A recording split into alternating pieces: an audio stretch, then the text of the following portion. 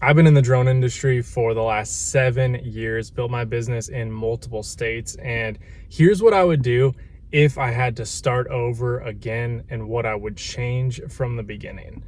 Back when I got started, I had a lot of fear kind of associated with what I was supposed to do. And if I really knew what I was doing, I had a lot of imposter syndrome.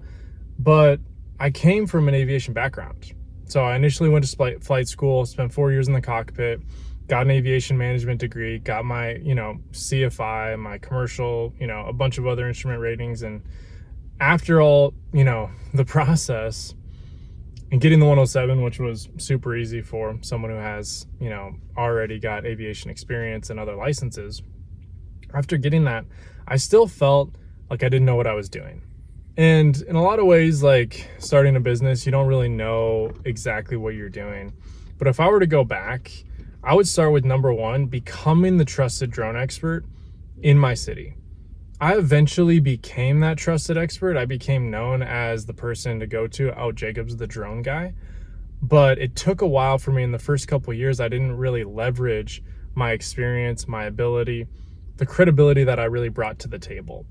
And I think a lot of people, when they get started, they're like, okay, I've got the 107, but I've got a Mavic 3. I don't really have a Mavic 4. I can't do everything. Maybe I can't map yet, or I don't have an RTK module, or I don't have this, or I don't, whatever it is, there's always going to be something that you think is holding you back and keeping you from being like the expert, the professional.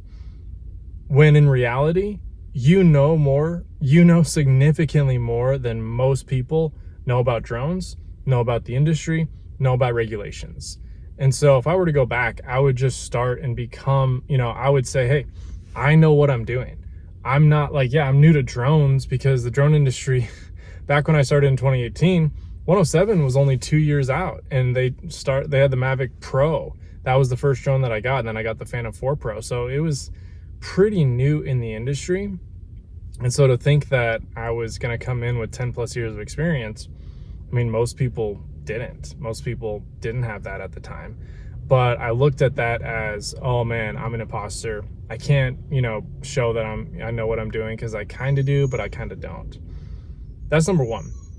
Then number two, really like figuring out, and I eventually got to the point where I did, but you have to master the marketing.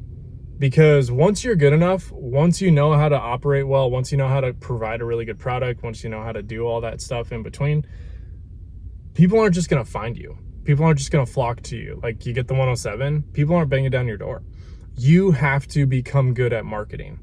And what I did was, thankfully, I had some mentors in my life who were experts in the marketing field. They were entrepreneurs, they had businesses, and I was able to work, side by side with another entrepreneur in his business and really learn from him. And figured out, okay, what are you guys doing as far as marketing? How do I market?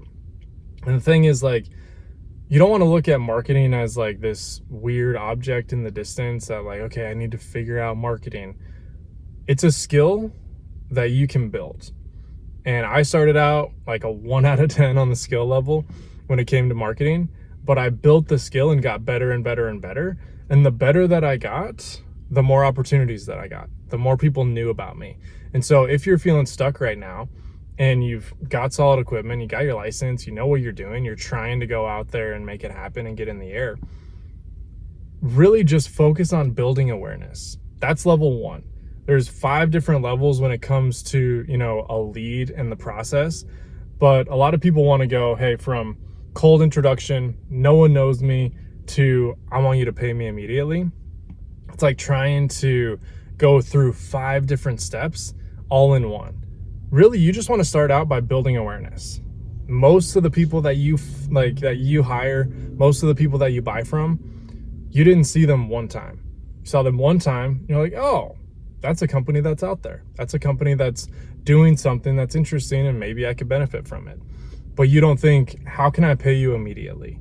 And most drone pilots get discouraged when they meet someone and they don't immediately say, hey, we're going to give you all of our business.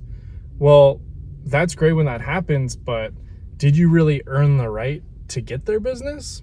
Because all you have right now is like a minimal amount of trust at that awareness level. So that's number 2.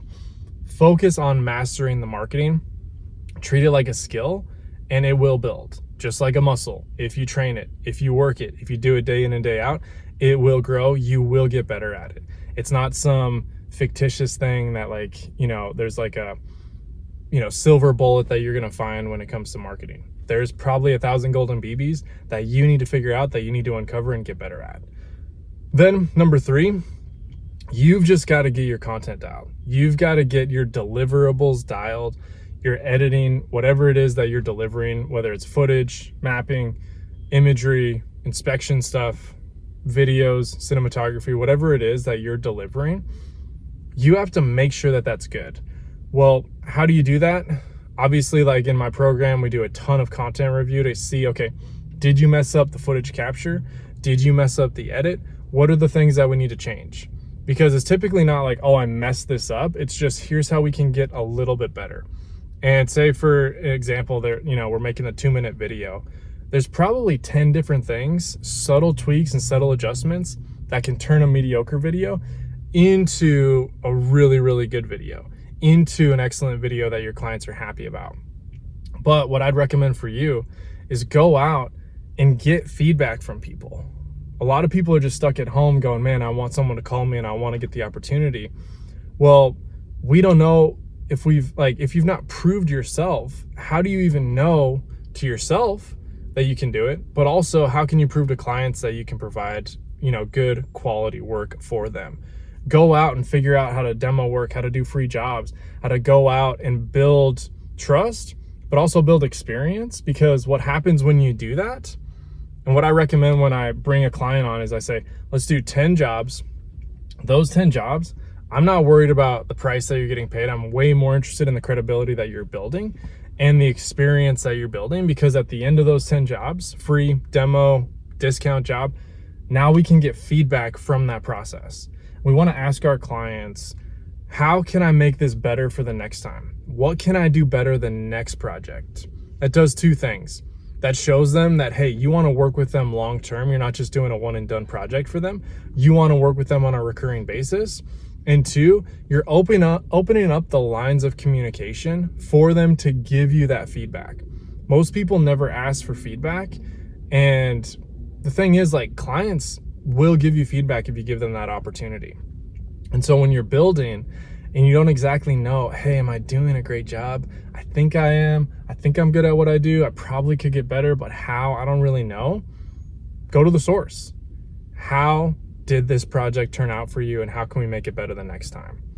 And a lot of times people will give you some solid feedback on, hey, if we adjusted this, or if we went out at a different time, or if we just changed up something, or this looked a little funky. Now I know exactly how to change things for the next time that I go out. Because my clients are always going to tell me, they're always going to highlight the value that they're getting and why that's important to them if I ask them that. If I'm like, hey, how did this come out? What can we do better next time? And if they're like, we had to just splice it up ourselves, and it was like a really long video. It wasn't, short enough and hitting like solid when it comes to the marketing. Okay, well, I probably didn't ask where they're posting it. I probably didn't ask why they're wanting to get the footage. And so next time I'm going to say, hey, what's the goal of the footage? Where are we posting this? Where are we going to be using this content? And if they say, hey, we're using it for social media, it's like, okay, well, instead of a 2-minute video, why don't we do 5 20-second videos that really hits home, and maybe we shoot some of them in vertical, or we edit for the screen, because that's where you're going to be putting it at the end of the day. All right, that's all I got for you today. My phone actually just went in emergency mode because it's super, super hot out here and I'm overheating myself. But hope you got value from that. Those 3 things I highly recommend. Become that trusted expert in your local area, build credibility and trust, master your marketing, and then get your editing and content deliverables dialed, so that way you're providing an exceptional product to your clients. So this is another episode in the series on the job. Just got done with my weekly project here today, but we'll see you next time. Fly safe.